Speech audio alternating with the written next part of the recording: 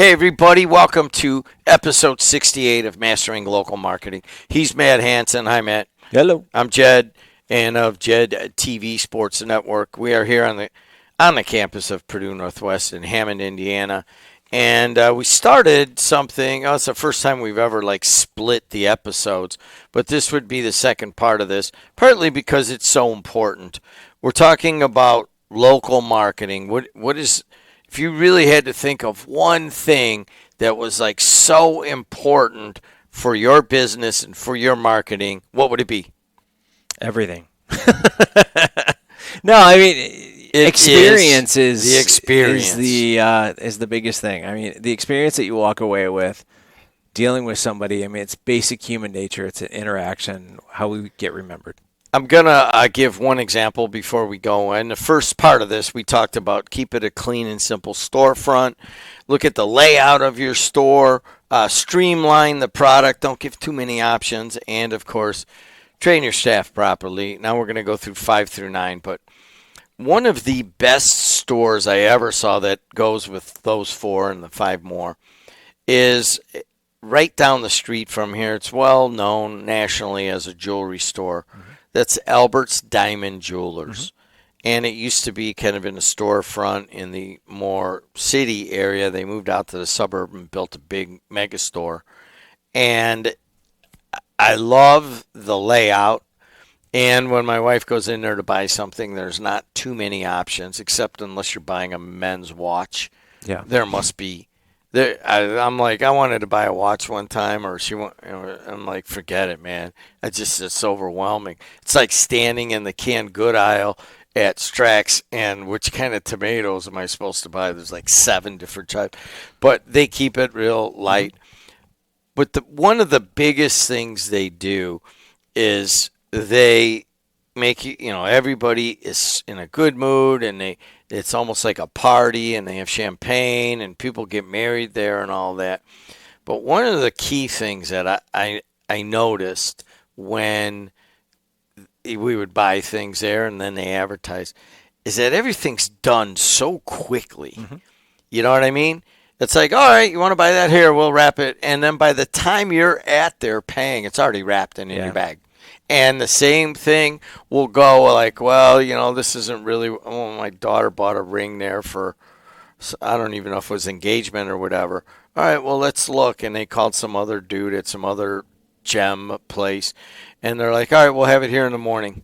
And that just doesn't happen. Right. And that speed of response, I think, goes with all the other parts of the experience, but it's kind of overlooked sometimes. It's definitely overlooked. I mean, obviously they have a very efficient system. When you walk in, you're not standing there more than 10 seconds before somebody asks if you need help.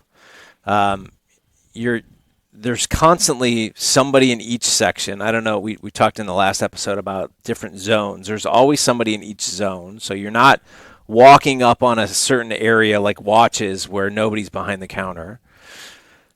They're quick, right? They get things, it's efficient. Before you're even back to the cashier, everything's wrapped up, it's ready to go. They have, if you need a drink, you need a water, you need champagne, you need a cookie, you need something, they have it there ready to go. So it's very efficient.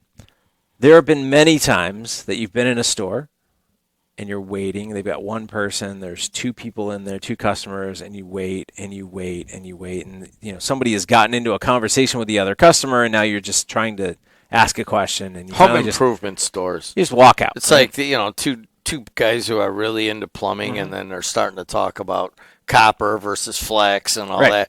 And then you're just standing there, and all you want is a fitting that you need to replace on your water heater or something. Right. And that is like, I know where to go for plumbing anymore, and I won't say it because they don't buy any advertising. But the speed at some of these big box where somebody starts talking and then forgets about you. Right.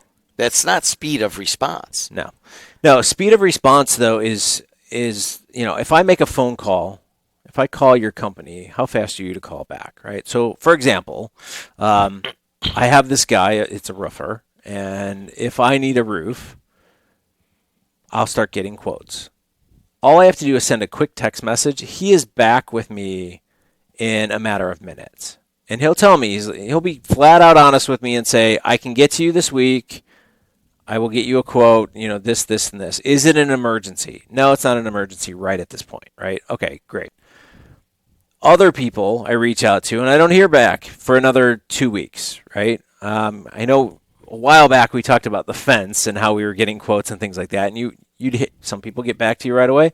Some people never get back the fence. to you. We're on the waiting list, right? So for install, but that's what I mean. Like, how fast are you in response, and do you have a plan for that? Because people don't like to wait. We'll move on. We're very stubborn at this point just because of who we are as a society. Technology has made things move so fast that we want responses. We live in an instantaneous kind of environment right now, right? So everything is at a push of a button. So when you walk into a store and you're being ignored, somebody hasn't helped you, it's been 5 minutes, 10 minutes, right? You're going to walk out. You're going to say enough. And I see this very often. Like when I walk into stores, I'm sorry, but I'm evaluating how well you're doing because this is what I do. And I've actually gone to clients as a secret shopper just to see how the experience was. And then I'll come back to them and be like, okay, this is what we've done. Or I'll hire people to go in there and do that, right? So you sell advertising. I could, in theory, send somebody to call you or to send you an email and see how fast it would take you to actually get back to us. What would be that process? Are you giving me all this? Like all of that instantaneous, right? He's writing notes, by the way.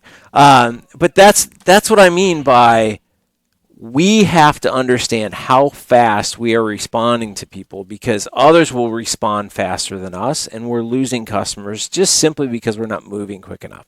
Now, I get it. Not all of us have 10 people to wait, or what seems like 50 at Albert's to wait on us right when you walk through the door. But a simple, you walk in my store, welcome to the store, insert name. Let me know if I can help you with anything. I'm here for all your questions. That's all you have to say. That doesn't mean that you're now helping that person. It just means that you've literally thrown that out there that I'm here to help. When you have a question, just say, hey, Matt, I have a question. It's as simple as that. So I think just a hello will take you so much farther than just, I can't get with that person right now because I'm helping this person. Just take a second.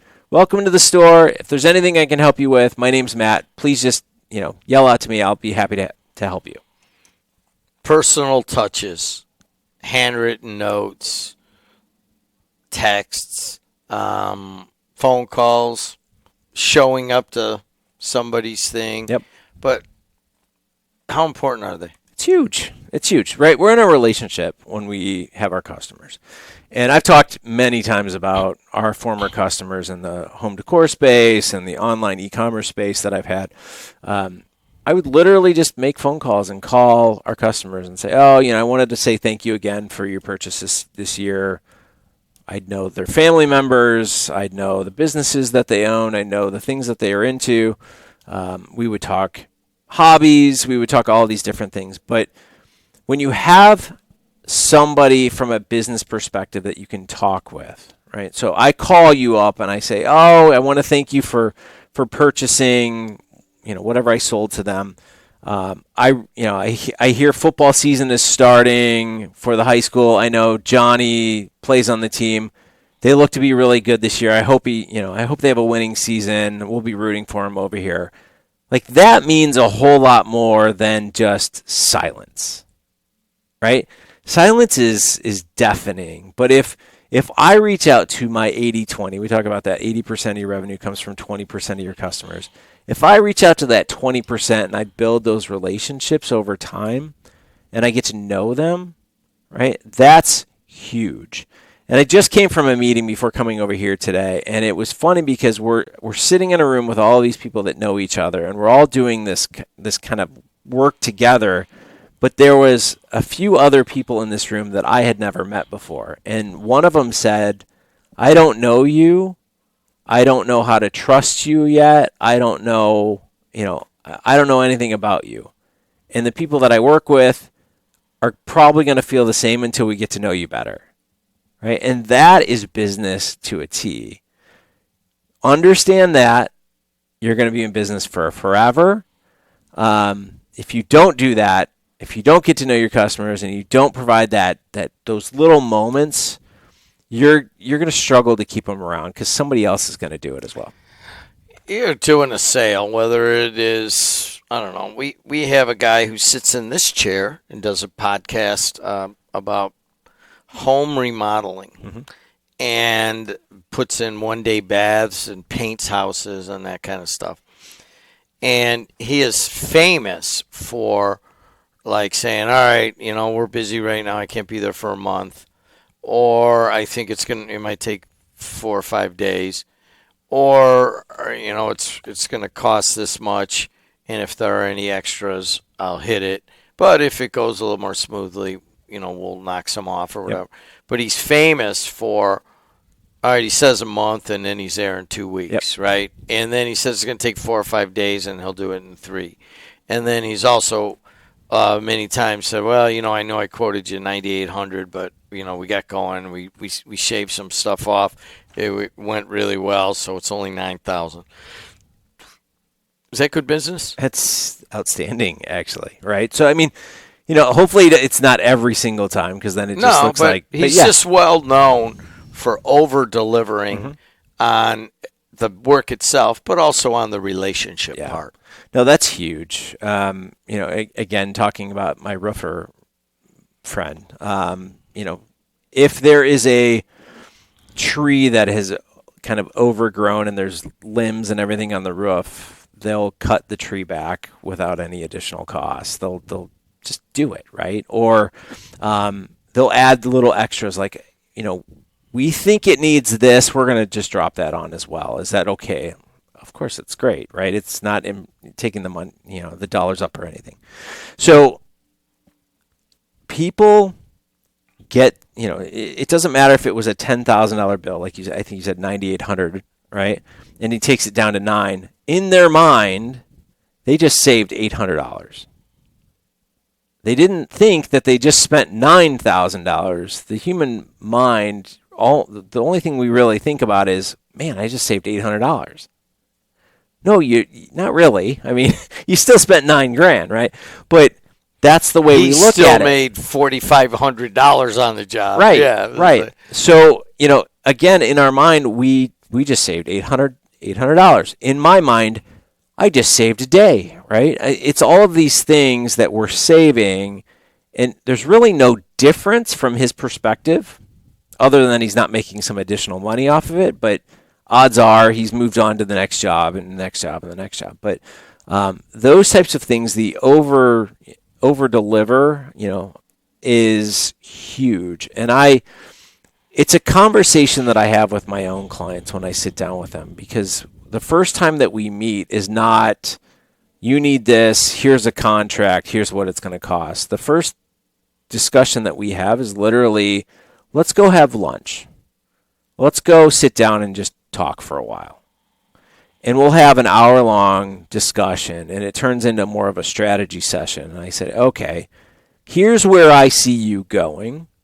Are you comfortable with this? And then we can build up something from that. So it's almost like speed dating, where you're meeting together with each other and you're literally feeling each other out to say, okay, do you have the same wants and needs that I can provide answers to?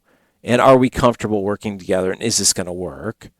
But when I don't just go in there and say, I'm going to create the world for you, right? Your marketing is going to be amazing, and you're going to drive 40,000 people through the front door. I'm going to go, all right, let's look at your numbers. Let's look at your location. Let's understand your business, your revenue models, your layout of your store, all these different things. So we can really get a real understanding of what we're dealing with here. And let's be honest. So the way that my customers look at me is they think that's a consult that they just got for free. And many times it is, right? I'll give you a bunch of different ideas. And if you don't go with me, it's fine, right? At least now you're on a much better track. But I'm not here to put somebody out of business just because they didn't sign on the dotted line. I want you to succeed. And I mean, that's kind of why we do the podcast in the first place. But always, always, always over deliver, because people will talk about you. I mean, you're talking about your buddy now, right? So, I mean, people will always talk about the people that over deliver. So do it any way, shape, or form. Well, I think he's got best of the region, which is kind of a big honor here for like 4 years in a row. Mm-hmm. And I think that is a very big key, Oh, yeah. is the really knowing how long a 1 day bath is going to be. And it's really 2 days, and he's honest about it. Mm-hmm. But then he often does it in 1 day. But he could go 2 days Right. and stuff. And I really like that. And I always talk to my guys, let's over deliver. Mm-hmm. This is a big client. We got one of the largest casinos in America now, does a bunch of stuff here. Let's make sure we hit it and hit it good, so that the manager just is like, wow, these guys really got it. What's a feedback loop? Yeah, so just make sure that again, we were talking in the last episode about how your staff needs to listen to the customer and have an ability to provide feedback back to you, the owner, to understand what needs to be improved, what needs to be fixed. Whether it's your employees telling you or it's your customers telling you, provide some way for them to provide that feedback back, right? So everybody looks at reviews and all this other stuff, but I mean, if something bad is happening, you want a feedback loop where you're hearing about it before they hit a Google review and give you a 1 star, right? So how are you collecting that? Is it, as he's ripping down the shower, do you want to have a conversation? Okay, I've ripped down the shower. I've noticed there's mold here. I need to, this may add a few dollars. This is why, right? I cannot let you live with mold in your shower. I can't seal this up. There's a reason for this. It's going to cost you an extra whatever, right? But those are ways to have conversations with customers to make them understand, or for them to share the problems or even the great things that you're doing. And I don't think people listen to their customers as much, right? So, I teach classes. I teach marketing classes. I don't teach a ton of them every semester, but they give me one class a semester at this point to teach because of all the things that I'm involved in. But every single semester, we give the students a feedback loop, right? So we ask them to, did this course meet your expectations? Is the environment open to helping you learn? Was the professor helpful? And what I always tell my students is, those questions are for the university. What I want you to tell me is, there's an open area. Tell me if you liked the class and what you liked about it. Tell me what you hated about the class and what we should fix. So I've asked them for both the positives and the negatives. Do you remember what I wrote? Probably that I made you do your final during the Final Four. Yes, I went to the NCAA tournament, and I had to do it while sitting at a bar between games. I think you were in the alley or something. I went into outside the alley, rain. and it was raining, and it was so loud, and I had a verbal final. But I did. I gave feedback of I think you go above and beyond, and you're meeting with people, and you establish relationships with the students. Not everybody does that. Yeah. And that is over-delivering in and of itself. And that pushes to the feedback loop, which is usually positive. Mm-hmm. I can't even remember what was negative about it. You know what? I know exactly what it was. We spent too much time on email. Well, you got to use email. I mean, it's the number one thing to make money as a small business. So, I mean, that's why I spend time on it. But it was feedback. I'm like, gosh. And I'm not a huge email person. Yeah. I loved everything else we talked about, but then everything was an A/B email test. Check this tagline against this tagline. Check this layout versus that layout. And then you would do an A/B test until you finally got to one that really kind of got it. Well, that's because you were on the grad version of the course, so we beef it up a little bit, whereas the undergraduate didn't do A/B testing. So, they did too. Yeah. And now here you know what? I shouldn't even give that bad feedback loop, because now everything here is like, well, send that one out to that town and send that one out to that town, and let's see what gets better response rate. Uh-huh. So there's your feedback loop. Finally, let's get to the last one we're talking of these 9. connecting with your community in store and out. Yeah. I mean, your community is what makes you, right? So, again, I was just in a meeting, and somebody was in that meeting talking about how they're looking for a space to do some things, and they're not quite sure where that's going to be. And I walked over to them and basically gave them a solution. I said, you should come see this. Happy to have you. This is what we're doing in this space. It would work perfect for you, and we'll probably have a meeting next week about it, right? So if you're not talking with your community, you're not understanding the needs that they have, you're not participating in it, you're just, I'm in it, but I'm not really part of it, then that's what's going to end up happening. You're in it, but you're not part of it, so they're not shopping with you.